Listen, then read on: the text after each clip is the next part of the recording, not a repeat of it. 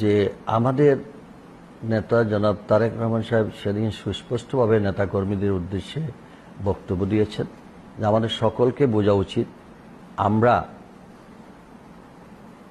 সরকারে কিন্তু নয়, আমরা বিরোধী দলে।